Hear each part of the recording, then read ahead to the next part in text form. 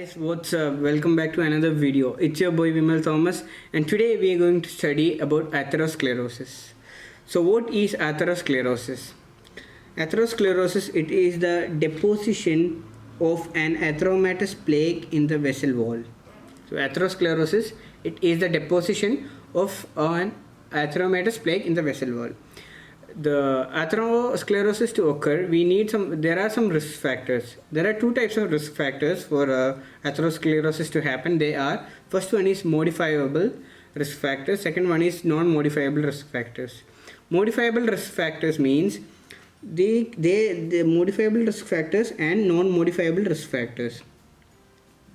So in modifiable risk factors, it can be because of sedentary lifestyle, obesity, hypertriglyceridemia, diabetes mellitus, cigarette smoking, etc. And non-modifiable include age, male, gender, which we can't modify. Obesity we can manage, diabetes mellitus we can manage, but these are non-modifiable like age, male, gender, family history, etc. So the next one is the additional risk factors. Other than these, there are some risk factors. These include infections that can lead to atherosclerosis. They are chlamydia, herpes. These infections can lead to atherosclerosis. Next we have lipoproteins, lipo-B100, patients with metabolic syndrome, and hyperhemocysteinemia. These are the factors that can lead to additional risk factors that can lead to atherosclerosis. Next we have pathogenesis. How does atherosclerosis happen?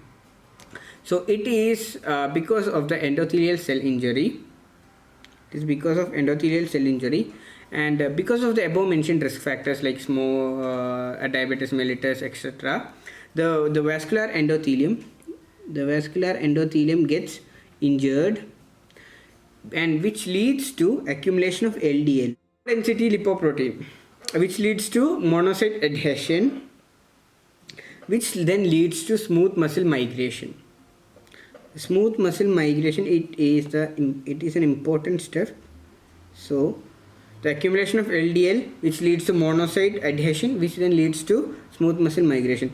Normally the smooth muscle it is present in tunica media, but now what happens is that the smooth muscle moves from tunica media to tunica intima. And it starts proliferating there. So the cells that they move from tunica media to tunica intima, then they start proliferating there. This phenomena is known as neointimal hyperplasia. This then lead to the formation of atheromatous plaque. So the earliest lesion in atherosclerosis is known as fatty streak.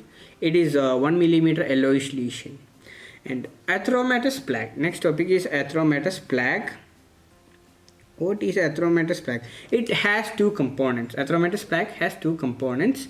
The first component is a fibrous cap and a necrotic cap. Second one. This fibrous cap is also known as shoulder, and necrotic cap is also known as lipid core. So what does this fibrous cap contain? This fibrous cap it is composed of smooth muscle cells, macrophages, lymphocytes, collagen, elastin, proteoglycans, etc. And the necrotic core is composed of cell debris, cholesterol crystals, foam cells.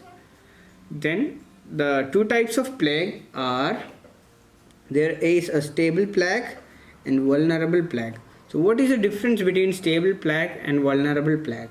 Stable plaque, there is the fibrous cap forms most of the plaque, which means that the fibrous cap, we already learned that the fibrous cap contains smooth muscle cell, macrophages, lymphocytes, collagen, elastin, etc. So the stable plaque, the fibrous cap forms most of the plaque.